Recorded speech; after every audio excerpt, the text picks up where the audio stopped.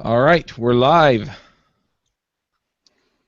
which means there's a Hello. time delay for the people in the chat, you lucky people. Um, all right. So we put some tweets out, and then I also did ask for questions in email. Did we get any? Let me look and see. What did you tweet under? Freelancer show. But I said that one or two as well. Not that I have such a huge following.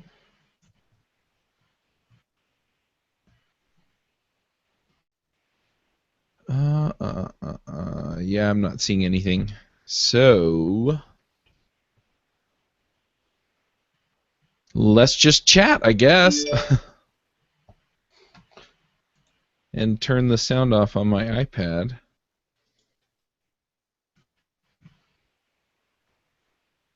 Because that was noisy. Anyway, Let me tweet out. What's the link to tweet out? freelancershow.com, or sorry, I'll just put it in the chat. Yeah, that one. Reuven put it in the chat. The chat's there, and that's also where this video is embedded. Awesome. So people can come watch live.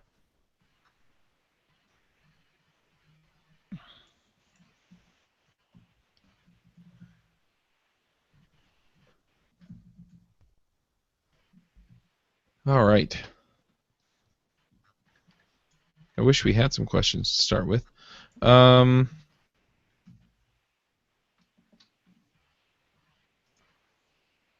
I'll just put a quote or tweet out here too.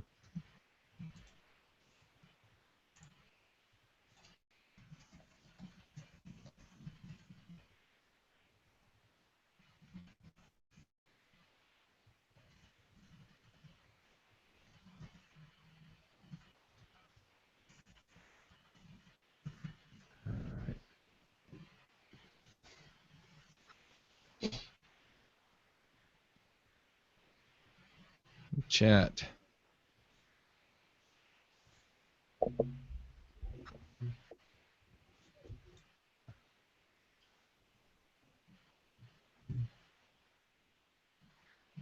All right. Well, do you want to just talk about what we've got going on these days and see if people have questions eventually? That's cool. Sure. So, Reuven, you were talking before we got the call started about the situation that you're in with. Is it John Bryce? As far Yes. as leaving them. But great story about John Bryce. Like my cousin worked years and years ago. Because I said to him, "What kind of Israeli company?" And it is an Israeli company. It's called John Bryce. And the story is that when they first started, they were doing technical writing. And at that point, no one believed that an Israeli company could actually be good at high tech. So they purposely chose like a very non-Jewish, non-Israeli name because if it's foreign, then it must be good, right? And now they're sort of stuck with the name, right? Um, so, look, I've been doing training for many years now, probably 15, 18 years. Not necessarily. Oh, I see we got a question. I'll talk a little bit, and then we can get the question, or anyway, in any event, so I mean, I've been doing training for a long time, and for about 5 years now, I've been doing almost all of it through John Price, and I've reached the point where they're extremely nice. They pay on time, right? Always a good thing for consulting clients to be. They're extremely flexible. They give me basically 100% carte blanche in terms of schedule, in terms of syllabus, teaching, everything. As long as the customers are happy, they're happy. But I reached the ceiling of what they can pay me. Beyond that, I need to be able to brand myself that I'm the guy you want to come to for training. Not, oh, I'm the guy you want to come to for training. Call these marketing people, and they will negotiate with you. And I've had arguments with them over the years, where their policy is, let's say you want to take a course, you cannot find out what it costs online, and you cannot sign up for it online. You must call their salespeople and negotiate a price with them, and then pay with a purchase order, or credit card, or whatever. And this just like this be frustrating just from the lecture provider side. So I decided a few months ago, maybe even a year ago, that I was going to leave them and return to doing training on my own. And then basically before I had a chance to tell them, they filled my schedule through October. so, and I kept saying like, well, yeah, and I kept wanting to sort of put all the pieces in place. So at this point, I now have between 1 and 3 weeks every month between now and October doing training for mostly Cisco, but also a few other companies like Apple and SanDisk and VMware, both in Israel and in China. And don't seem to believe me that I want to leave them. Now, the thing is, because they keep sort of asking me for new courses, and the thing is, I'm planning in the coming even week or two to sort of redo my website and rebrand as the person you want to come to for training. So it's very obvious I do it. I've set up, so I think Eric suggested on a previous podcast, you can book me, which I set up so that people, if they want to book courses, you can just say, these are the days I have available, choose from that. And I'm going to be relaunching my book as well. And I'm going to be sending email to all the people who participate in my courses over the last 3 or 4 years, saying to them, here's a coupon for my book. And just so you know, I'm still doing courses, but I'm doing it on my own. And I think the combination will be, I'm hoping the combination will be A, good for sales of the book, and B, for reminding them and remarking to them that I'm available for doing this sort of training. But I mean, there are a lot of pieces of the puzzle that have to go on here, and the fact that John Bryce is the 900-pound gorilla in the Israeli training market means that I hope companies won't be scared to go with me, worried that they will tick off one of their big training suppliers. I don't think that'll happen, but that's definitely a possibility.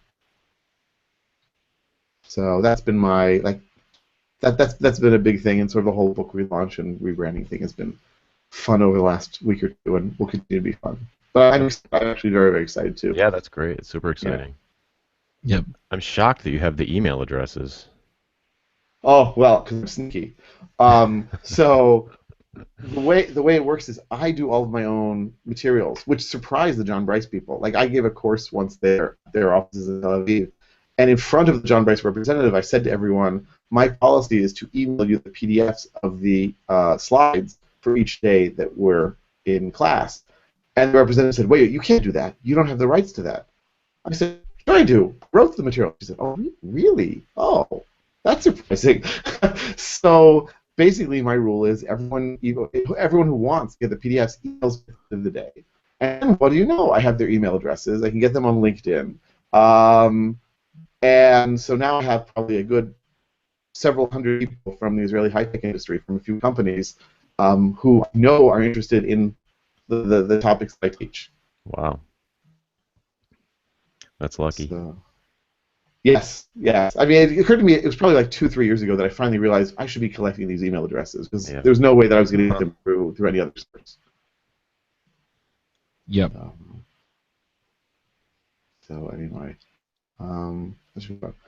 here we go. We've got several questions already, which is good. Mm-hmm. One of you guys want to read them? Sure, I'll read it. Do you group your products and services into one big site to pull traffic, or do you think it's better to build them as their own brands? I could take that. I absolutely think it's better to break them up if they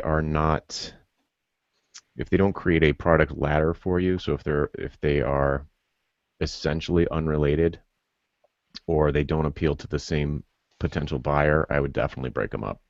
Because if you don't do that, then you're going to dilute your positioning on the big site. So I'm in the process of doing this actually, because my main business is mobile strategy consulting, and lately I've been doing coaching and mentoring for like dev firms, web development firms. And I had those all on the same site, but it was super awkward because, if you put it in the nav and then some, director of mobile user experience from CVS comes to my page, like I finally get someone like really big on my page, and they're like, oh, what's this mentoring? What's this, and they climb in there, and it's sales pages that aren't directed to them, and there's just no way to handle it. So I'm breaking those stuff. I took them out of my nav, the coaching stuff out of my navigation, and I'm started a new domain. I'm working on a website. I'll probably launch it in March. That is specifically directed to that business, and that makes both businesses much more clean, and it allows you to send out like segmented emails and even different tweets. Like if you're driving traffic to the site, you want the person who clicks on the link to land on the site and be like, yes, this is exactly what I've been looking for. and not like, wait a second, what does this guy do? So I feel really strongly that if the products don't appeal to the identical buyer, then you should split them out across different landing pages or different sites at least. I'm willing to believe that, but I'm curious. Like, yes, having it all together on the same site might dilute your brand, but like it's still you, right? Like, I mean, if I'm looking for Jonathan Stark, like you're doing these different things, and doesn't it then isn't it kind of weird? Like, well, am I looking for Jonathan Stark the mobile consultant? Am I looking for Jonathan Stark the for mentoring or coaching? Right. Like, how are people then supposed to find you easily, given that you've now sort of become this split personality online, as it were? Yeah, I know. It's weird because it's new for me. I've never had the split personality online. I've always been like all about one thing in my mind, but lately that thing that I've been all along I'm looking back on it and thinking, wow, that was pretty soft. It was pretty vague. And now that I'm really tightening it down to appeal to specific expensive problems with a particular target market, there's sort of two ways to look at it. One is that I do get a ton, like the majority of my traffic is a Google search for my name. So Mhm. apparently my reputation is big enough that people are coming to me. What they're coming to me for is up in the air. It could be a couple of different things. So I'm actually considering on my homepage to be like, are you running a web firm looking for coaching? Hmm. Are you an enterprise looking for strategy, mobile strategy work? Or are you a web developer looking for training for like mobile web development? And then have those sort of pivot them off one direction or another. Not sure what I'm going to do about that. It's a good question. What I'm really tempted to do is just leave the Jonathan Stark name for what I'm already known for, which is mobile strategy, web, that kind of stuff, and then start the new thing without my name even, just like start it almost as an experiment, as a brand new business, and do it more entrepreneurially, where I'm not binding myself to my personal identity to the that brand, and just let it not matter, and just be like, when people come to that site, I put that I was behind it, but not make it prominent, and just be like, look, these problems can be solved, and we can solve them for you. You know what I mean? So it kind of stands on its own. Yeah, it seems like it makes sense, especially in the sense that um, if people are looking for you, that's one thing. But in a lot of cases, your website is some kind of social proof Hmm. on you being able to do a thing, and so people are going to be looking for the thing and not you.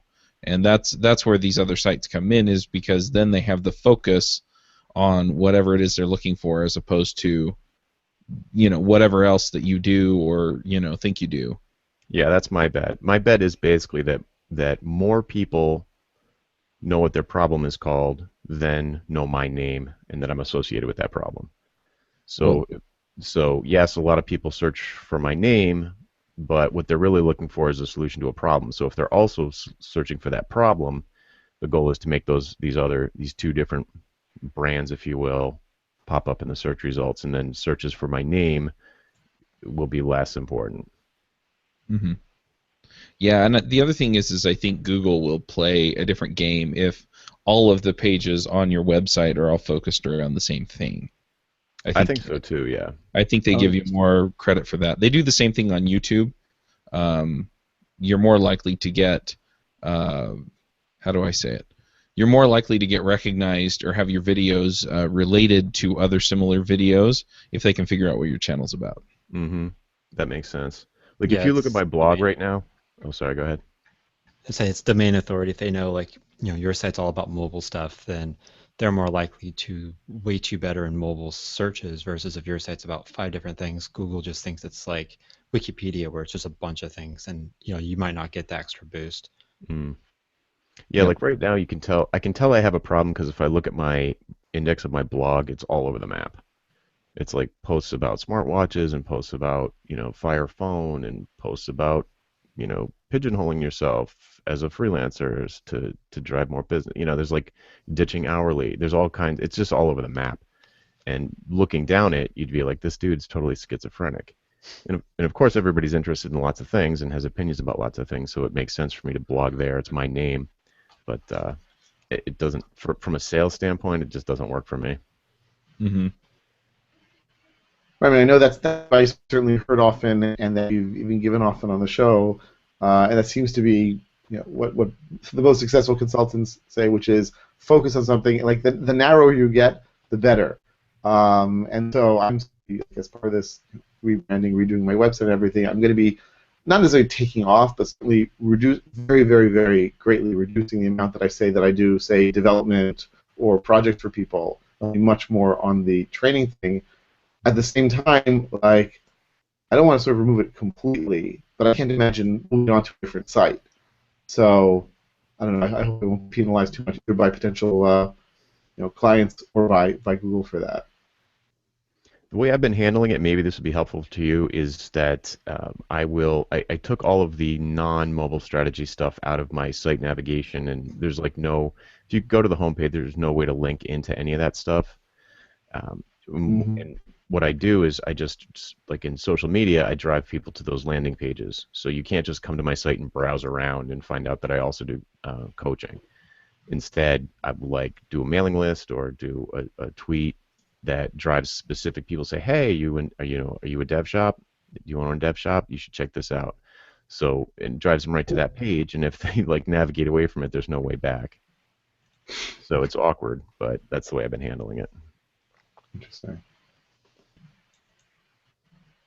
So on a similar vein, then I have devchat.tv, which is about programming, and I have the different podcasts on there, and I'd like to be blogging about programming stuff. Should I put that blog under devchat.tv, something like devchat.tv/blog, or should I separate it out as kind of a personal brand?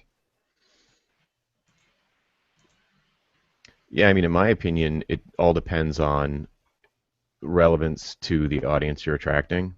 Uh-huh. So if the blog posts all hang together as interesting to the people that are attracted to that site or that sort of hub, I guess, then I suppose it makes sense, I think, as long as it hangs together. But if it's stuff that, if you like go to the site and I'm only interested in 1 out of 10 posts, then that's a little bit less.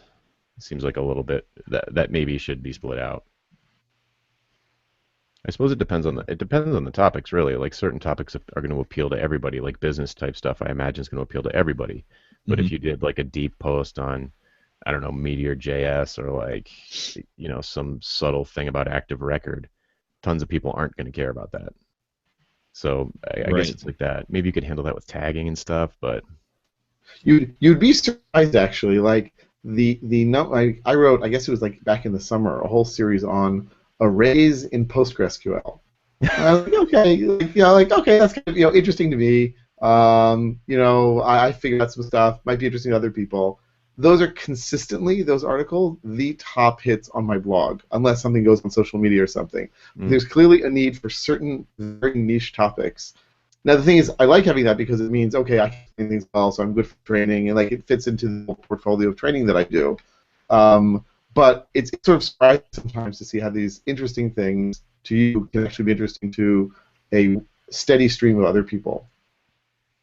it is interesting. But if it doesn't tie into your main content, it's not helpful. Like Fair enough. Okay, the number one page on my site is for I don't. Do you guys even know about the Jonathan's card thing? That Starbucks card. I found it like online within the No. last few weeks joining the podcast.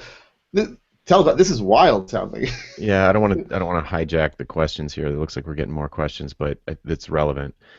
In 2011, I got a Starbucks gift card, and long story short, I took a picture of the barcode on the back and I posted it online so that anybody could use it.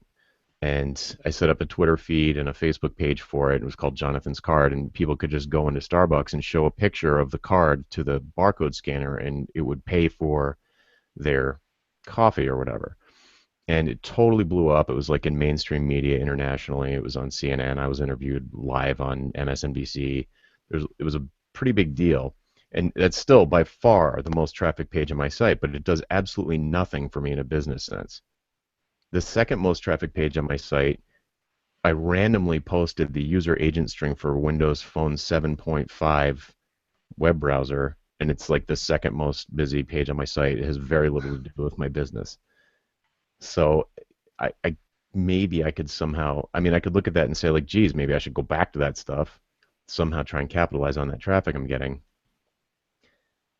But I mean, yours sounds like it's pretty closely related, so it doesn't seem like a bad thing. But it's easy to have like a really popular page that has very little to do with, of interest with your target market. I mean, because ultimately, True. your site's not just up there for fun. You're trying to get conversions of some kind. So sign up for my email list, buy my ebook, buy my book, get my video course. It's not just there for fun. So, it's like, Right. is it working for or against your conversions? I don't know. Right. Right. Well, every so often someone who calls me from Postgres, so I don't know. My guess is that's contributing, but if it's a direct contributor, is a bit more tenuous. It doesn't sound too far afield. I mean, that seems like a good one. I'm just saying that it could be, you could have ones that are huge traffic generators that do nothing for you. That makes a lot of sense, right? It's easy to be provocative online and get lots of people and hate mail and so forth, and Exactly. that doesn't really help. Yeah, exactly. All right. Next question.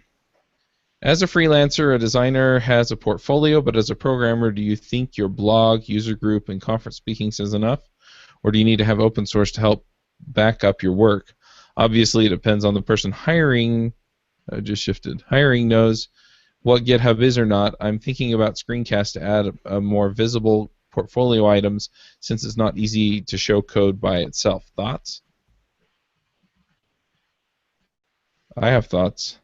Yeah, I that's a want to hear great you question. guys' thoughts. That's a great question. Now go ahead. So, when I was first going freelance, I was running a video series called Teach Me to Code, which was screencasts on how to build stuff. The most popular video series, which incidentally I didn't record, it was the person who ran Teach Me to Code before me did that video series, but I got all the credit for it when it came down to people calling and asking about it. And that was how to build a Twitter clone in Rails. And it really paid off. What happened was I was making the videos and the other videos, the Twitter clone videos, they were all aimed at programmers. But the way that it worked out was that people who weren't programmers would do a Google search for Twitter clone or Twitter clone in Rails, and they would find the videos and they would watch like an hour and a half's worth of building a Twitter clone in Rails, and then they would decide, oh, this guy knows what he's doing, and then they would hire me. Mm. And so you can do that. Another thing that I'm looking at doing right now, because I'm looking at splitting off part of my consulting website to specifically treat Spree, because I seem to be getting requests and requests and requests and requests, lots of them, for Spree. And so what I'm looking at doing is actually putting up a website that is all about Spree. And so obviously then, if I want to do video content, I could do video content on how to use Spree, because that directly targets my customers, or how to set up an e-commerce store with Rails, or how to set it up quickly, and things like that, how to add this feature into Spree. And eventually it'll get to the point where they don't want to do it themselves, they want to hire somebody who actually knows how the system works. And so I can definitely see that as well.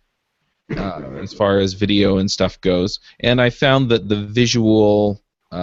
way that video visually demonstrates to somebody who doesn't know about code, it really works out nicely, because they take one look, they can see that you're doing something, and then you show them the result, and they can see that that's the result they want, and that you're capable of delivering it. So it's definitely a viable medium. I don't know if it is the media that you need to use or not, but it's definitely a good idea. Yeah, I second that motion big time. I think screencasts are a great way for coders to demonstrate their expertise. The tricky thing with video is it's a little tougher to link into, and it's a little tougher to scan, Mm-hmm.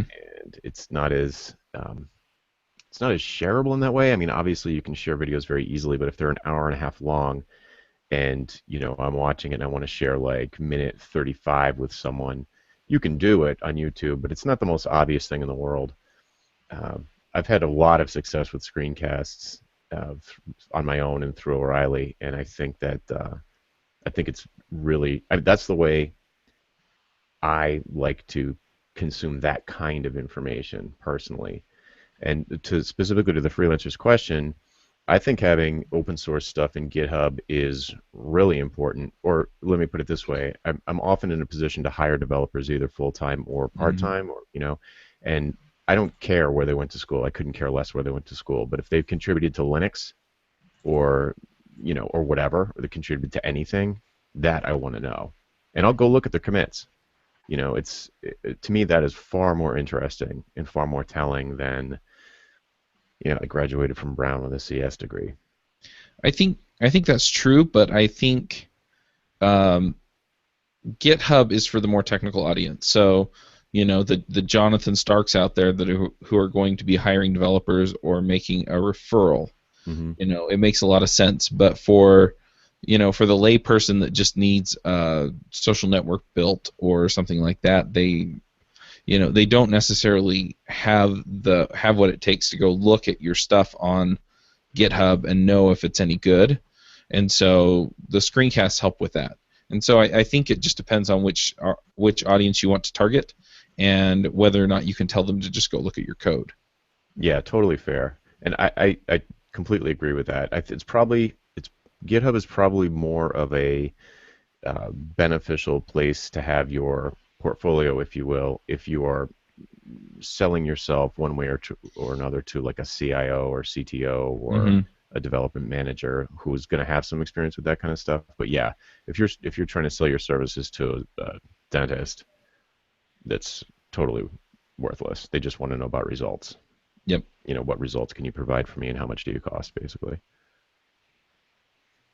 Yeah, but there's one thing that I think you missed is, your stuff could be open source, but it could also be you open source a service. So there's like a web app you built, and it's like, hey, use this web app to help, figure out dentistry cost or whatever, and you can show the code for it. So like a dentist can come in, use it, like, oh, this is useful, and then at the bottom says developed by XYZ. Oh, there you go. That's useful. Or if like a CTO of like a dentist conglomerate or whatever you want to call it, they can come in and see like, oh, this was developed by someone, click through, find out like, oh, look, the code is actually here. Hey, this developer knows what he's doing. Let's hire him that way. Yeah, because that's definitely. a lot of the stuff I had with Redmine was I had around 100 or something open source projects on GitHub, but it was useful to me because like I would get clients and I'd get them because they are already using a dozen of my plugins. So they're like, hey, he's written basically everything custom we have in here. It's going to be a good idea to hire him for this custom one we want. And so virtually the fact it was open source, but it was open source as in it was useful, not in that the code was shared. Gotcha. Yeah, I totally agree. And that's been my experience as well, where people who have created jQuery plugins or Rails gems, I've contacted the developer directly and said, hey, can I hire you for a block of hours or whatever? Give me a price for doing some custom development, or even helping me integrate these multiple things that are not playing well together. So yeah, definitely +1 there. And I think screencasts, like, I think it depends on the person. Personally, I don't like them. I won't watch most of them. It's the amount of time invested for it. I know a couple of my clients could care less too. And it might just be, the type of market you're going after, the type of, client you want, that sort of thing. If you do screencasts or anything like that, I would try to have another medium, like have screencasts in a transcript or screencast in your code. Like, don't put all of your eggs into like, I'm going to put everything on YouTube as screencasts. Like, have variety there, and that also gives you a chance to kind of link to different things. I wouldn't. The tricky thing is like screencasts show that you know how to code, but like we were talking about earlier, most clients don't care that you know how to code. They care that you're going to get them results. I think if you can do like an interview, video, audio, or even just text, like case study or something with a past client about before we did this project, my business made 1 million. After we did this project, my business made 10 million. Like that's going to be worth 100 screencasts about putting together some code. Yeah, totally agree there. And I would even extend that to say that the question starts off with, as a freelancer, designer has a portfolio, which I presume to mean like something on Dribble or a bunch of pretty pictures of websites they built. I would argue that even designers should be doing case studies, and it's less about how pretty the interface is and more about how you doubled somebody's revenue by changing the label on a button, because you're like a UX expert. So yeah, completely agree with case studies. It's not, I don't know, it's not that easy to get case studies done though. It's a lot easier to do a screencast, but your point is well taken. Yeah, but I think that's part of it is like every developer I know to links to GitHub and has some tech stuff about about projects they've worked on or whatever. But having like sitting down with your client doing a case study or building an app that's like useful to your clients that's free or whatever, like that's a bit above and beyond, and that kind of can set you out and make you look different than your competition. So I mean, but it comes back to like, what do you want to do? What do you have time to do? What do you have the ability to do too? Because Hmm. you have dreams of doing all this stuff and building a big empire around it, but you don't have the capability. It's not going to work.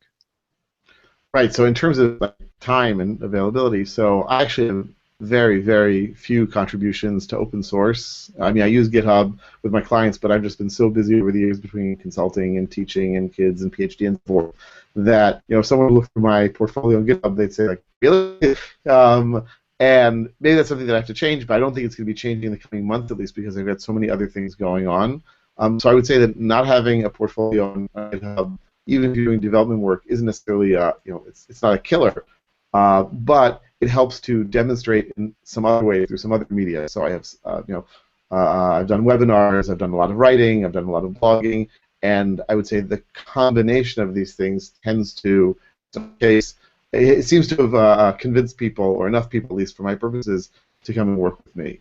And I wouldn't be surprised if part of that is also, at least to some degree, although I need to dial this more, is what Eric's saying, which is not just technical ability, but also the ability to communicate, first of all, and see beyond the technical needs and see it in terms of you're building a technical solution to a bigger problem.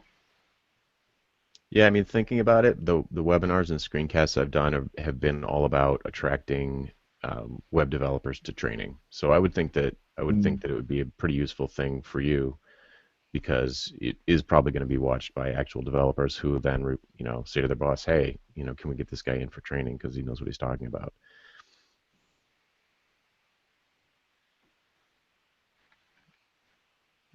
All right, should we hit the next one?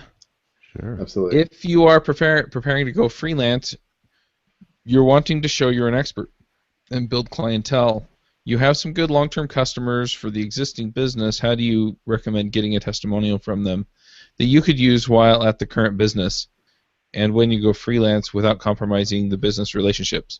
Do you try and steer clear of any links to old work or just direct them to LinkedIn so it's obviously linked to you and avoids complication? I'm not sure what this is asking, but I think what they're asking is if you're getting ready to go freelance, you've worked with customers for your current employer, how do you get testimonials from them so that you can go out and build clientele with some social proof? Obviously a Reuven question. Look, it's so first and foremost, I've discovered, like even a few years ago, I asked a number of my clients for testimonials, and it turns out that many large companies, at least, have strict policies, or at least this is what people told me. They have strict policies of not endorsing. So I asked like the various heads of training at Cisco in Israel, hey, you keep inviting me back. Can I get a testimonial? And they said, oh no, we're not allowed to do that. And I asked Apple, and they're like, oh no, we're not allowed to do that. So like we're assuming here that you've got people who could, in theory, endorse you. And yes, it's tricky. Look, I've got an easier situation, I think, than what the question asker is asking here because they've got a full-time job, and the contacts were made through their full-time job. And they're planning to go independent. So it might be seen to some degree as a stab in the back. As opposed to me, where I've been a freelancer before, I've through someone else. So I think it's a little, at least I'd like to justify myself by saying it's a little easier to deal with.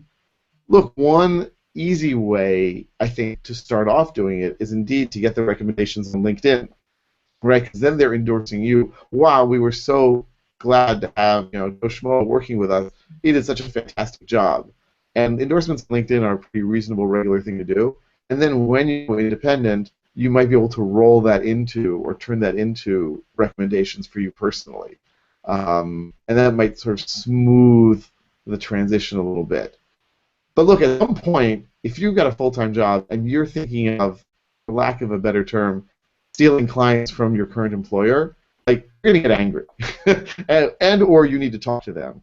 And whether you decide to initiate that or they will come at you with pitchforks and torches, is sort of up to you and your relationship with them. But it's a conversation you should have, and I would argue that you should probably initiate it rather than coming after you and being angry. Well, there's another facet to it. I mean, it's not just like trying to steal the clients. It could be like, the client and your previous employer they have a happy relationship, but they enjoyed working with you. So maybe you can like actually get it on LinkedIn's a good thing. I've had clients do that. But maybe you can get like it's hard. Look, the actual client to say, hey, we enjoyed working with Joe while he worked at Acme Development Company. He was a great developer, very thoughtful, easy to communicate with. So it's a testimonial not about working with your freelancing business, but it's a testimonial about you personally and your work ethics or whatever. That might be a good way to kind of, get some of the benefit without actually like stepping on people's toes or like, burning bridges. Because the thing is, a client's going to want to know like, is this business that you're running a good thing? Like, am I going to be safe, giving you my money? But they also want to know like, are you going to be able to get the job done? And a personal testimonial can kind of happen on that side. It's kind of like if you do resumes and stuff like that with references, there's references of like people you worked with, but also personal like character references. Yeah. One other thing I want to point out is there are a couple of different levels to this. One is I'm going to go out and do what the company I currently work for does, in which case, I think Eric's advice is, pretty good. I would just be straight up with your employer. If you think they're gonna, if their head's gonna explode when you go in and you say I'm going out on my own and I'm gonna do what you do, then sure, you may have to temper that and things like that. But I found that most of the employers that I worked for, they liked me, they liked the work I did. I wasn't going to go out and freelance in what they were doing. I was going to go out and freelance in what I do, which is write code. And so for the most part, they were just like, okay, this is just another job transition. Instead of going and working at company A, he's going to go work for company himself. And so in that case, if and it really does. It depends on the company. It depends on the management. It depends on whether they have their heads screwed on straight. But if they're reasonable people, just go in and tell them what you're doing, and then make sure that they're okay with you, asking their employer or their customers for feedback or for referrals or references that you can use when you start things out. And if they have a reason for it, they'll tell you, no, you can't, and here's why. And if they don't have a problem with it, then they'll tell you that. And just be respectful. But some of these companies are run by people that really just don't understand how the world works and understand that there's always some level of reciprocity, and so they're going to hear you say, I'm leaving and I want to tell all of the customers, and then they're going to have a problem with that. Be that you're either going to steal them or that they're going to leave the company because you're the person that they've dealt with and been happy with. So, as much as you can, just couch it in terms of, hey, look, I'd really appreciate getting this help. And if you can't do it, then, find out what the terms are, figure out whether or not you want to burn the bridges, and then maybe approach them after you leave. But just make sure that everything's on the up and up so that you don't cause yourself any problems and cause them any problems, if you can help it. Don't be sneaky. It's a short life, and it's a small world. And being sneaky is not going to make it look good. So yeah, it will come back around. Yeah, you'll regret it. As much as you think you need that case study or testimonial on your website, it's not worth being sneaky. So just be straight up with people and have the uncomfortable conversation. I've gone through this transition myself. I left a firm and took some clients with me, and we worked out a financial arrangement that made everybody happy. Mm-hmm. And then after I'd been doing work for those clients for 6 months on my own or whatever, then get a test. It's not when that project finally ends, is say, hey, could you give me a referral? Could you give me testimonials? That kind of thing. And it's totally normal then because you've been working with them solo for a while.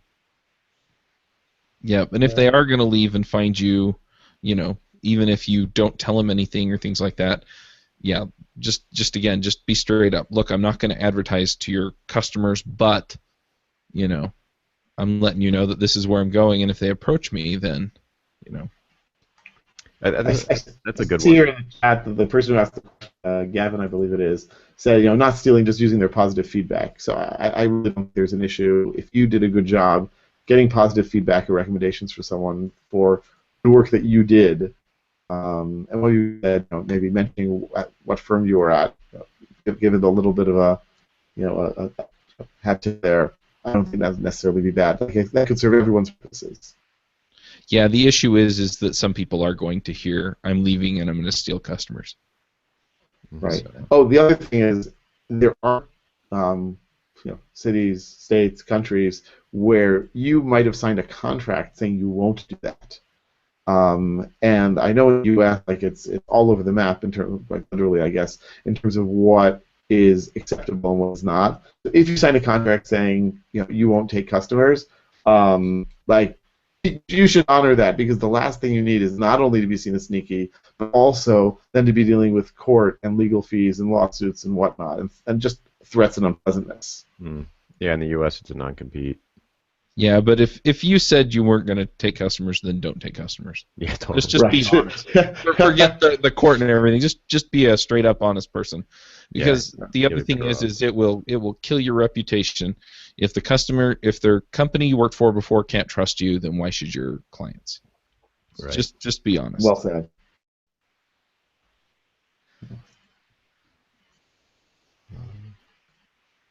All right, next question. This is, I don't know if this is a comment or a question. We were talking about this before, but my thought is if you do a blog, create screencasts, and active on GitHub, etc., it would put you in the top 10% right there. Right there, though, right? Most developers are dark matter developers. You can't see or hear them, but they're still there. That's a Scott Hanselman reference, is what he's saying there.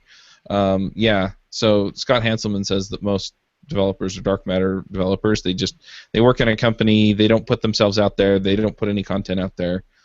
And yeah, so if you're putting content out there, you are definitely going to rise above the people who are not. And then it's just a matter of how much competition there is versus how much demand there is. Yeah, it's a difference of having expertise and being a recognized expert. Yep.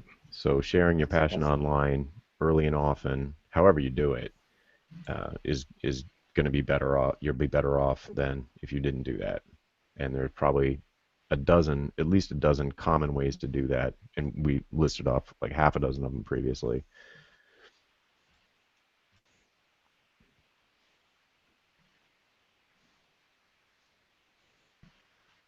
Right. I mean, I love this idea of the dark matter developers. I was just talking to someone yesterday who was saying to me, this. It turns out that Python is everywhere. I can't believe it. And he started asking me, sort of, where is it being used? And I told him that when I initially started dealing with training in Python, I was sure, absolutely sure, that I was going to be dealing with 25 to 30-year-olds, maybe a little younger, doing web applications, because I'm a web guy, and so I saw that facet of it. And I was completely unexposed to the fact that there are probably even most of the Python developers out there are working in big companies doing administration or automation or all sorts of stuff that we don't necessarily think of as glamorous, but which is necessary, and lots of people out there doing that. And so your market might be inside, for something might be inside one of those companies or those types of companies, and trying to get them to notice you. It's not always obvious how to get that to happen. But if you put yourself out and you're always being mentioned, they will find you, hopefully, and then want to hire you in the best case. Yeah, straight up content marketing. Yep. Yeah, and it's funny. My wife was working at one company for at least 18 months, and then found out that they were actually using Redmine, and they actually knew of me, but they didn't connect the dots that I was related to her and this and that. So there's a lot of stuff that just kind of goes on behind the scenes. But yeah, I mean, you can figure out what your competition's doing content marketing wise or content wise or whatever, and see if there's a way to get above them, because I I don't think it matters if you're in the top 10% or not. It's, are you above the people that potential clients are going to see? Like, are Hmm. potential clients seeing these 6 companies who are like the top 0.001%, and they're getting all of the work, and anyone below those six, they're not getting anything? Like, I think that's what matters more than you're above 90% of the other people. So, I mean, do what your competition's doing, or do it in a way where you stand out above them. Well, Or yeah, and focus down on a vertical that they're not focused on. So like a lot of companies are still very generalist focused right now. Like we focus on Python or we do Drupal or whatever. And if you niche that down to we do Drupal for dentists, or that's a terrible example because dentists probably don't know how to use Drupal, but you know what I mean. Like if you niche down to a vertical and say we solve these kind of expensive problems for dentists and we happen to use Drupal, then that's gonna get you up in the search results. yeah, the example that John Sonmez always uses is, um, let's say that you need work done on your garbage disposal in your kitchen, and so you go and you look in the phone book. I don't know why anyone has a phone book, but anyway, you go look in the phone book, The and Google. you see ABC plumbing, you know, plumbing drains and clogs, and garbage disposal fix it guy. I mean, who are you going to call? Yeah, you're totally calling garbage disposal fix-it guy, even though he's a plumber who probably does a Yeah. million other things. Right. He's totally capable of unclogging your toilet or whatever too, but you know, Hmm. your particular need is garbage disposal guy. So is he in the top 10 of plumbers? Who cares? Is he in the top 10 of people who get called when their garbage disposal is busted? You bet. And here's the interesting thing: if you specialize in garbage disposals, then what's going to happen is you get a lot of garbage disposal repair calls, and you can start to optimize for garbage disposal repair with special tools or maybe things you create on your own, special expertise, and you can become super familiar with every popular model of garbage disposal. The average generalist plumber can't do that. Mm-hmm. So if you're doing all of this garbage disposal work, you're going to get better at it than anybody. Like you will actually become way better at it than anybody else possibly could, and therefore you could even lower prices and still make more profit. And then no one will ever touch you. Like no regular plumber will ever touch you for garbage disposal work. Which reminds me, we need some garbage disposal work done. So if you know anybody, I'll just check out a phone book. yeah, let me get that yellow pages. Hold on. Another way you can also look at that is not just like niching like what industry you serve in, but like what kind of content you create. So, maybe you want to do screencasts, like that's where your passion is. And if you get better and keep working at it, you're going to be the screencast guy for garbage disposal repair or whatever.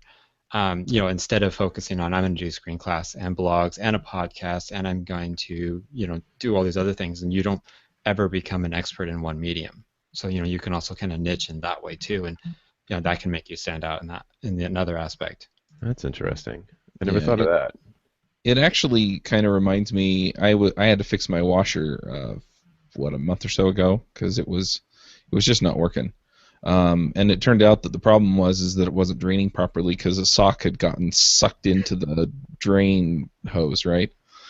And go figure, But I wound up tearing my whole That's washer where they apart, go. putting it back together. And I watched a couple of videos on YouTube, and I kept looking at my wife and saying, maybe I should just hire somebody for this. And I'll tell you, if that guy had been local and said, hey, if you're in the Utah County area, you can bet that I probably would have just called him up and said, can you come just do this? I can definitely see that that you can rip the other washer apart and make it work. So, yeah. Mhm. I don't care how far it would be. I would call anyone rather than trust myself to open my washing machine and watch YouTube videos. It would not end well in my case.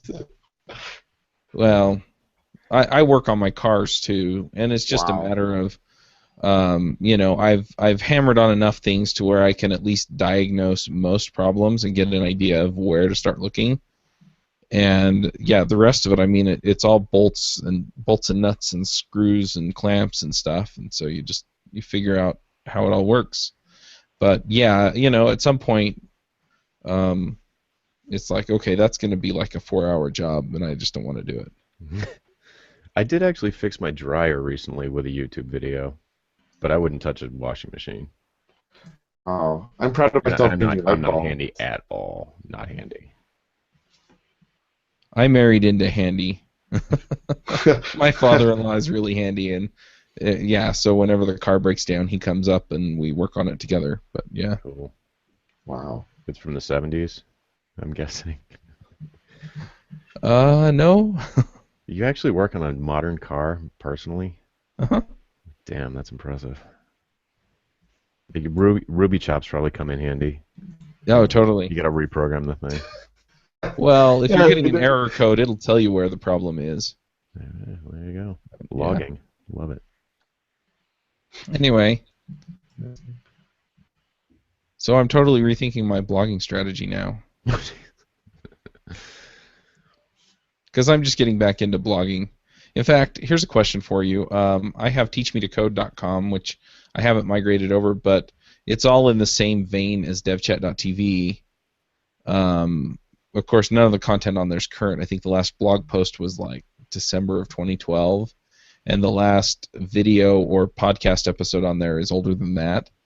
And so I want it all in the same place, just because that's where people go to get my content. But I have a bunch of old blog posts and things. Should I just import all that over to devchat.tv? Or should I leave it where it is on the ugly WordPress that's set up? Because I don't want to maintain that system too. Is DevChat.tv going to have a blog or articles? So that's the other end of things that I'm debating as to whether or not I want to put a blog on there, because the content is diverse enough to where I don't think that the JavaScript folks are going to be interested in the Ruby blog posts and things like that. And so since it's not, but at the same time, I'm not. I'm going to be. So I'm going to be building and selling products that are that focus on developers, but Web developers. and iOS developers. Okay. And freelancers, incidentally, because I have this show too. But That's not a small need. That's not a focus. right, And I'm gonna focus on 3 totally different things. right, exactly. So should I set up 3 different blogs, or You should make it easy to consume for the people who are going to care about the one thing that they care about. So maybe that's tagging, maybe it's different RSS feeds, maybe it's different domains. It's kind of hard to say, but I mean it's all developer stuff, so at least it's yeah, the same realm. But I think people are like I'm at best a Ruby novice, but I love JavaScript, and I could care less about Ruby stuff. I don't want that in my feed. right, So, but I want to know everything about everything in JavaScript. New stuff in the DOM, ECMA 6, Node, everything. So, I mean, if you really want to start questioning things, maybe you should pick one. yeah, The other thing is at least make it easy for people to self-segment and pick one or the other. right. Yeah, the podcasts I feel like are a little bit different because they're all in their own feeds, and that's how people consume the stuff anyway. Subscribe to just one topic. Right. And so Yeah, maybe I and should how do many the same people thing for the actually go to blog. the site to listen to the podcast? I mean, they're consuming it in a different medium where it is segmented. Yeah. I mean, one thing you can do, like, have you seen those Planet sites before, where it's basically a website that aggregates like a bunch of other content?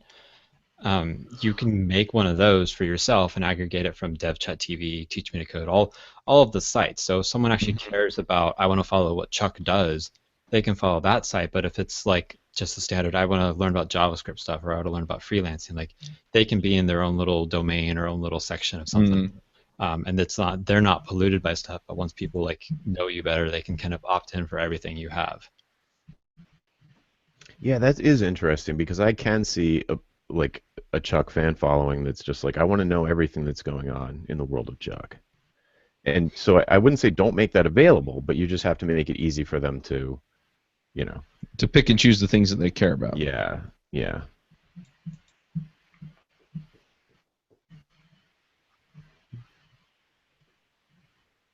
And now you got me thinking about it. Maybe I should take my main site, which is jonathансtark.com, and that becomes, JDog World.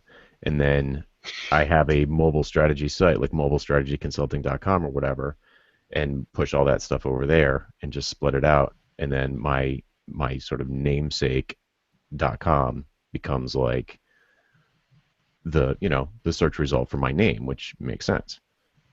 Well, that's I like feel I put like in the chat. Like that's what Michael Port did. His site's changed recently, but it's like, he's an author. He's a business coach. I think he does public speaking now, and he has like some software partnerships.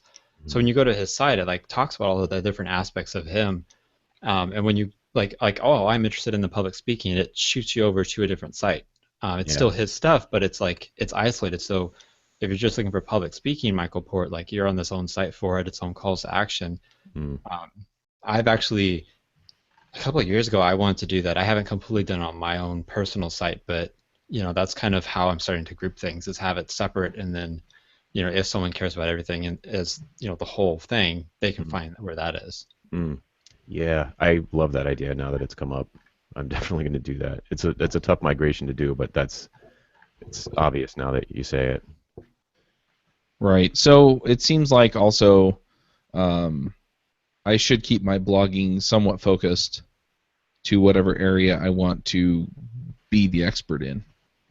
It makes it easier for you to be the expert because Yes. if you're trying to, because a lot of this I notice every time I change. So over the years I've sort of changed my pigeonhole, like step by step by step, Hmm. and every time I do it, it completely changes the blog feeds I follow, the podcasts I listen to, the mailing lists I sign up for, completely. Because there's so much stuff out there, you can't keep up with all of it. So if you have to pick something, you're going to pick something that's specific to your niche. So I have like this really important conference coming up. I'm speaking at the gold standard chain restaurant technology conference next month in Vegas. And leading for the last 6 weeks, I have not read. I mean, 90% of the posts I've been reading and the mailing lists I've been actually not deleting are related to chain restaurant technology. So I'm like immersed in the language of it, and the certain kinds of restaurants are scared of Foodler, other kinds of restaurants love Foodler, and like all of this like you'd think niching down to a very specific vertical would become boring, but it just opens up this whole world of insane deep, like it's just deep instead of wide, but it's just as much information. Hmm. And so you end up with this deep expertise on the subtleties of the industry, which as subtle as they may be, are incredibly important to the people in the industry. And from the outside, it's just like, what's the difference? Drive-through, takeout, who cares? But there's like giant difference, obviously. But yeah, I don't know. It, I can't imagine being an expert on iOS and web development. It's Right. impossible. Impossible. I mean, I've seen people that are like experts at integrating, a special type of web development into iOS, and like that's all they do. They don't Yep. make iOS apps. They don't make like normal HTML looking apps. They just do the API technology, and that's their expertise, and it's plenty big enough for them. Mm-hmm. I Yeah, went and through a this. phase myself that was like FileMaker Web. I did FileMaker for years, and then I said, no, I want to do web, and I became the FileMaker Web guy for like 2 years. And I just like I would go up against anybody in the world at the time over the expertise on FileMaker Web. Everything about the server technology, you couldn't stump me. I mean, it's totally gone now, but but that is such a it's like a niche inside of a niche. It's this teeny weeny little thing, but since I was so into the industry, I was aware that it was important to enough people to keep me busy for 2 years. Yeah, I guess the other question then becomes, let's say that decide to make my primary focus web development. Do I drop the iOS podcast? that's up to you. Why are you doing the podcast? Is it because you're learning and having fun, or is it because you wanted to do conversions and bring you in work leads? Yeah. I mean, it's Yeah, I mean, fun. Like, in the I've been mobile development because I just haven't had time. But I keep thinking, yes, this would be fun to do, but I cannot imagine a situation in which I would classify myself as a professional mobile developer because there's just way too much to learn for me to get into that. Yeah. I mean, in the truest sense, like you should wake up, eat, shower, and then focus completely on the one thing you're going to work on and do that for the rest of your life and be an expert in that. But in reality, like we have too many varieties. Like I care about programming, but I care about business and running and writing. And so if I have products where I write about stuff that's not like it's kind of tangential to my thing or completely unrelated, it might not actually benefit my business overall, but it's going to broaden my life and make it more interesting, more fulfilling. Mm-hmm. And maybe you do have like a personal catch-all blog that's like, this is just random stuff I'm going to throw on here. And that's for like your true fans to kind of read and learn about or whatever. And the iOS podcast, like maybe that goes on there and it's like, only the people who truly care about what you want or have an interest in this topic are going to care about it. Um, but if it's something you want to do, you do it. And then there's also the other thing, like how much is it going to cost to maintain it? Like if you Right. see yourself getting into iOS as an expert in 12 months, I know it takes you a couple hours a week to put the effort in now. It might make sense to kind of put it on maintenance and just let it go until you actually get Mm-hmm. into it deeper. Yeah, my other podcast is complete labor of love. It has nothing to do with business. Very, very tangentially related to business. It's for me to explore ideas and have a conversation with a good friend, and eh, if it ever, I'd be shocked if it ever turned into any work. But I know that, and so if it was taking up too Mm-hmm. much time during the week, then it would, it would have to be deprioritized. Right.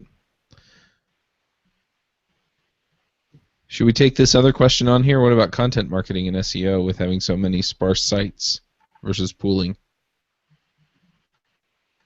One thing I want to say is whatever we say now is going to get dated. SEO, which pretty much means Google nowadays, but there's other stuff. It changes so much. It used to be having a dozen small sites was beneficial when they're really focused. Now having a large site, with different categories and stuff is better. It changes so fast. Like I would consider SEO literally like the last 10% of what you need to care about. Hmm. Like make the content, make an audience, do all that stuff, and then if you have time and you still need to optimize some more, then I would start worrying about SEO and seeing like what effects you have there. That's really true. I mean, the people who keep coming back are the people that you're going to sell to. Yeah, those are the buyers. It's like I totally agree with that. I think SEO is a very desktop web concept, and as mobile becomes more predominant, it's more about social, it's more about email lists, it's more about reaching out to individuals directly and just like smacking them in the face with this is what I do. And they're like, "Damn, that's exactly what I need." Like that's the reaction that you're trying to get from people. And then your site becomes like a secondary thing, like the old model, the desktop model, where everything interesting was happening in that rectangle on your desktop screen, the web browser, was they would search, they would click on a link, and they would go in. But there's so many other ways to discover things now than just like a search for a problem. And that's definitely still a big one, but it's not the only one at all. Mm-hmm. So there's tons of ways to reach out to people, and pushing them to content that's relevant, I think, is way more important than sending them to a giant cloud of loosely related information. Like that's like HuffPost. That's everything. Everywhere you go on the internet is this loosely related cloud of information. And the stuff that really clicks with people, I think, if the goal is conversions, if the goal is to get more business, then appealing really, really narrowly, you almost can't over niche. You almost can't over focus. And having just like, the I kind of reject the notion of this question, which is that a focused site has to be sparse. Mm-hmm. And I think that's how if I'm reading the question properly, a focus site does not have to be sparse. A focus site could be incredibly in depth. There's no, pulling a bunch of crap together that's loosely related does not create more value for me as a reader, just because there's more stuff on there. And however that will affect SEO to me is like, I don't know, it's like the last thing I think about. Well, another thing to think about is there's like we're talking about dark matter developers, like you don't see them and all that. There's dark matter businesses where their site might be one single HTML page. It's not even like WordPress. It's just HTML, but they're million billion dollar businesses, and they might work online, they might be offline, they might communicate through email or like whatever, but the size of your site doesn't actually determine the quality. And I mean, if you're doing freelancing, like there's a different, it's a different industry and all that. But I've seen, what would be, I guess, several $1 million freelance business where it was just one single site. I know another one where it's in business, uh, his site just had a logo on it. There was like, hey, this page is coming soon, and it was like that for years. And then there's huge freelancing or agency sites with like hundreds and hundreds of pages and multiple posts a week. So there's a lot of different ways you can work with it, and I don't. That's why I think like if you're finding enough customers or finding the audience of people you want to serve, like I think that's the number you should care about more than just actual like traffic numbers. Yeah, traffic's kind of a vanity metric. Jonathan, I really like your metric though, or your sort of like, if someone comes to your website and they say, "Wow, this is," and they can say, "Wow, this is really what I've been looking for," then that demonstrates that focus. And then it's a matter of, okay, how do I get those people to come to my site? Yeah, you That's just go where they hang out. Right, right. But like as opposed to and that's never going to happen. Someone who says, "Oh, you're interested in technology. I can take care of your technology." Because like no one's going to say, "I need someone to do technology for me." Like I mean, they might say that they're not going to call you and hire you. Yeah, my litmus test is whether or not there's a conference for the buyers that you're targeting. So if there's an in-person conference for FileMaker customers, then target FileMaker customers because you know where to find them. Go to the conference. Advertise in the magazines they buy, which are going to be advertised at the conference. If you were, what's a good example? If you were trying to pitch yourself to startups that are trying to grow past 10 million users, I don't know where those people hang out. Like, where do those CEOs hang out? I don't know. Maybe there's a place. Maybe it's Hacker News. I don't know. But I wouldn't know where to find them. So if there's no obvious place to find your buyer, then you might need to focus a little bit more tightly. The garbage disposal one's a good example. Like, I don't know where I would. That would be really hard for me because, like, how do I focus on people who need their garbage disposal repaired? That's really tricky. Yeah, but I mean, here's one thing. Like, this is based out of a company I worked for as an employee. There is multiple conferences in the U.S. There's even I think it's a monthly or every other month magazine that comes out that is all about water purification. And we're not talking big stuff. We're talking like people who would deliver the 5-gallon things to put in your kitchen. There's ads in there for this purifier is point a 20th of a percent better than the current one. That's why you should buy this. Like there's a huge underground industry. Well, it's not underground, but it's like most people don't see it. And that's just water purification. Yeah, there's Like, millions of them. yeah.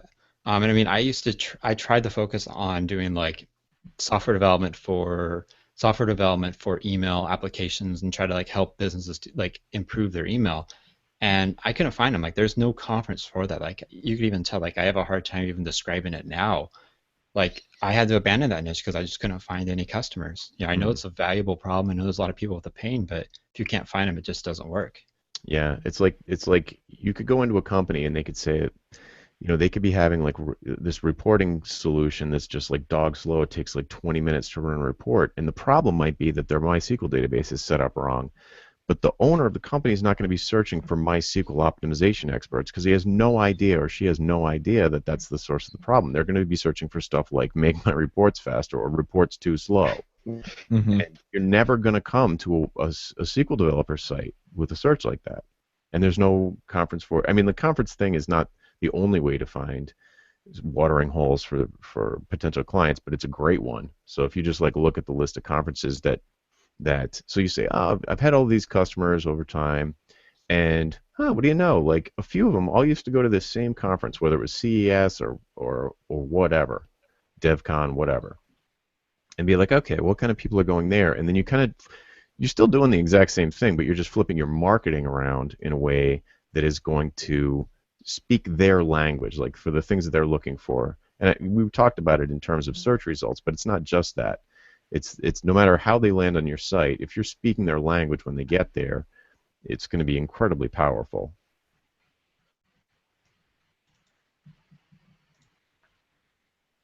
Very true. I don't see any more questions. Do you guys have things that we can discuss that would help you guys before we wrap up? I had a couple of extra thoughts on referrals that came up earlier. Yeah, go for it. One is to ask for them, whether it's referrals or Yes. testimonials. When you have a client, I mean, the question earlier was about going from a in-house role to freelance. But if you're just already freelance, when there's like a point in the project where everybody's super happy, it's like close to the end, it's finally finishing, and you're 90% done. Maybe there's still 90% to go, but everybody's happy, and ask for it. Say, hey, referrals are a really big deal to me. Testimonials are a really big deal. Um, could I get you to write a few words to that I could put on my Mhm. site? And yes, I have come across a thing where big companies, they will not do that, and I've never found a way around that. But if you're not working with a big company, then go ahead and ask for them. Testimonials are great. Referrals are even better.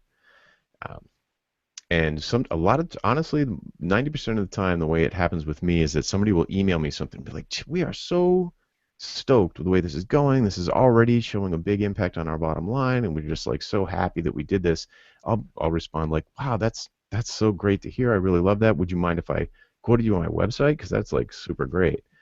And they'll turn around and almost I've never had somebody say no. Every once in a while they'll edit it slightly, but Yeah, the asking, like, it sounds elementary and trivial, right? Like, you've got to actually ask people. I mean, mhm. not necessarily if they email you such exciting stuff, but like, I guess about a year or so ago, maybe a little more, I emailed a few of my favorite clients and I asked them for referrals. I asked them for testimonials that I could use on my site, and I gotta say that was like the best week I had in a long time because they were such nice things. No one says such nice things to me, and all I had to do was ask. It, Yeah. it was really amazing. So it's surprisingly easy and very fulfilling. Yeah. It feels Yeah. awkward kind of, but man. One other thing to throw in on that is that I've had a few clients where I asked them for a testimonial, and they think that I want that one-liner, right, that I'm going to put on my website, and I've had to go back to them and say, okay, let me rephrase this. Can I get a letter of recommendation that I can quote on my website, that I can Mm. take Yes. excerpts out of? And so then, and I'm like, and here's kind of the format, talk about what I did for you, talk about the problems I solved, talk about, how you felt about it. And then, yeah, you get golden content out of that. Yeah, I was just exposed actually from one of my students about to a book called The Brain Audit. Has anybody read this? No. And Nope.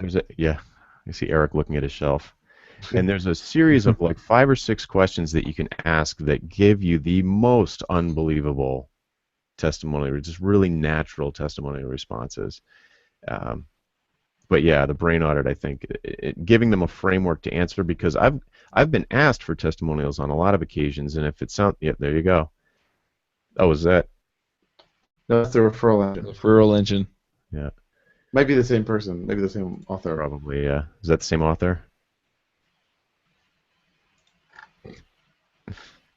So I wish I could come up with the questions off the top of my head, but they were excellent. And I've been asked before to give testimonials, and it's like, oh man, it's like the email that never leaves your inbox because you don't know what to say. But given a series of questions, it would be so much easier, because you don't really know where to start, and you don't know how Hmm. much they want, if they want long or they want a blurb or one liner, and it can be a source of stress. I've been stressed out by people who I'm really close with asking me for testimonials and just not knowing what to say. And sometimes I'll email them back and be like, what do you want me to say? Like, I'll say whatever you want. Something it's true. Just I don't know how you want it phrased, where you're going to use it. Is this for LinkedIn? Like, what's the deal? Just write it for me and I'll edit it. That kind of thing. So this framework of questions was just super, super useful. It was like 5 questions. It was things like, um, what were your objections before hiring Jonathan? Or what was another one? What were what would you tell someone else who's considering hiring him? It was like 6 questions like that were very leading and open ended, but were enough focused that you could actually come up with an answer. Another good thing you can do is you can really like kind of frame it. So especially when you get a lot of testimonials, like hearing that you're a great person is nice, but it doesn't actually help. And if Mhm. you know clients have objections around, let's say that you work remotely and you get a lot of objections around that, and you're tired of fighting that objection every sales conversation, you could say, hey, can you give me a testimony about how easy it was to work with me, even though you're halfway across the world from me? And if you Or get a that I don't testimony know. around that, you can use that to counter objections in your next sales call. Yes, that's a Great. great advice. Yep.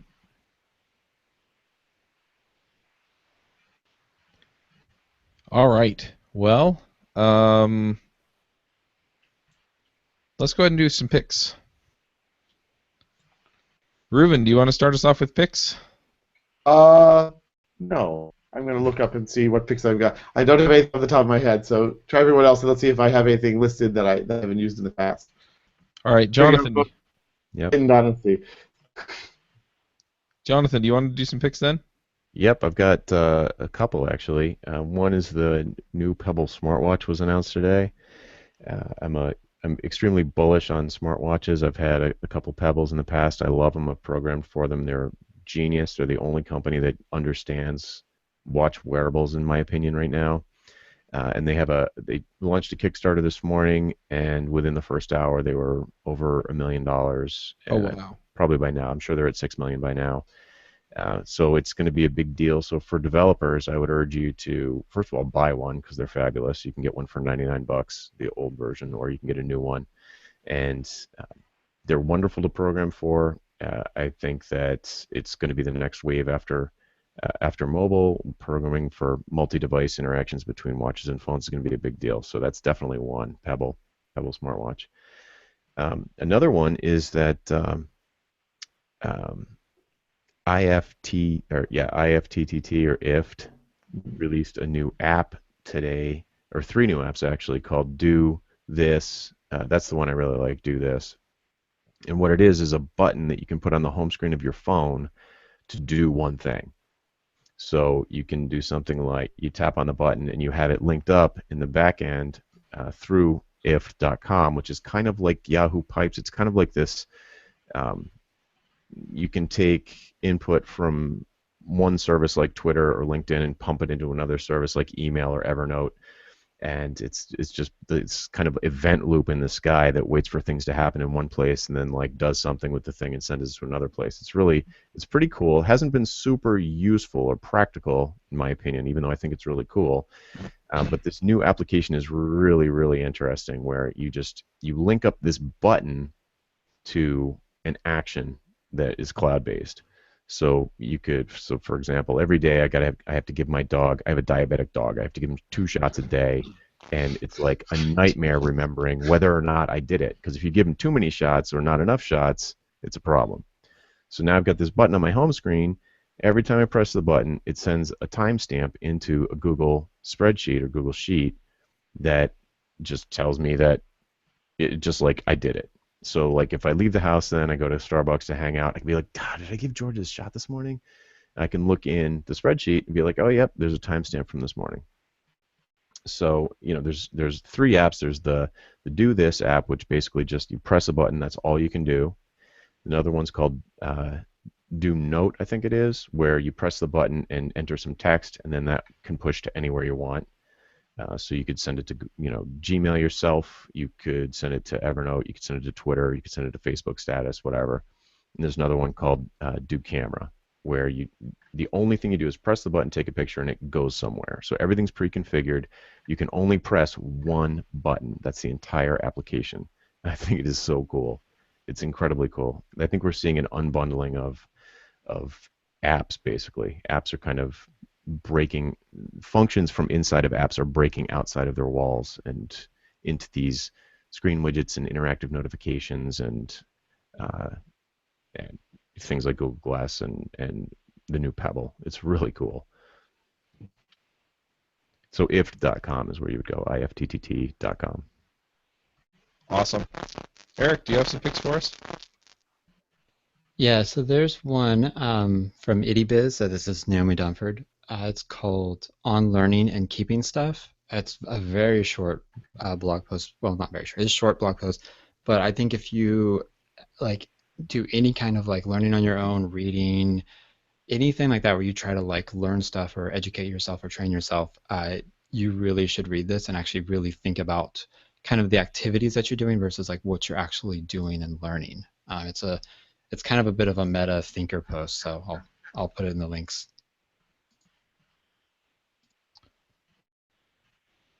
All right, Ruben, picks. Yes. So I did have one lined up. I just needed to write in the right place.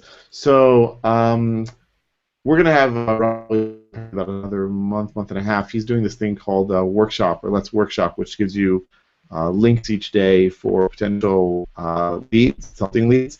And so he's been watching or looking at the emails that people send to these potential clients, basically cold calling emails. And so he came out with an ebook recently called Emails That Win You Clients, which is at emailsthatwin.com. Now, I've been doing consulting for a long time. I read this book, I was like, oh my God, I can't believe I made this mistake and this mistake and this mistake and this mistake. And then he was very generous, and he even offered to some of the people workshop. Show me that you're taking the advice seriously. So I sent him a sample email. He was like, still too long, still bad in this way, and this and this way. Now, granted, I've been doing this, for a while, and so I'm able to pay my mortgage and so forth. But it's fascinating, and I'm not convinced that it's always true, and it still is kind of weird to think that his style will actually win. But he's got way more of a cross section of evidence than I certainly have, and I'm gonna give it a shot and see how it works. If only for the for the sort of scientific curiosity in me. In any event, I think his ebook is certainly worth reading and looking at. And it's a lot of food for thought in there about what are people looking for when they're looking for, say, developers or other technical people, and what are they looking for in terms of the email. And here's a hint, which is aimed mostly at myself. They're not interested in reading tons of text. It's great that you can write a lot. It's great that you can type fast. They don't care. So anyway, definitely worth looking at. Very cool. I've got a couple of picks. The first one, which is relevant to this discussion, is 80/20 Marketing by Perry Marshall. I listened to it on Audible. I need to go back and listen to it again. It was just tremendous. Just awesome. I kind of want to talk through it with some folks. Kind of like I want to talk through Think and Grow Rich with folks. So I might pull something together, like some little discussion group or something. Book club. Yeah. Oh. The other book that I listened to recently, or that I'm listening to right now, that is really good, it's called Miracles and Massacres. It's by Glenn Beck. I know Glenn Beck is kind of a polarizing figure if you like or don't like specific radio talk show hosts, but these are just stories out of history, and they are awesome. So really enjoying that. And then I think that's all I've got this week. So yeah, so thanks for coming, guys. Thanks for everyone in the chat room for coming and participating with this. And yeah, I guess we'll wrap things up, and we'll talk to everybody next week. Cheers. Take care. Everyone.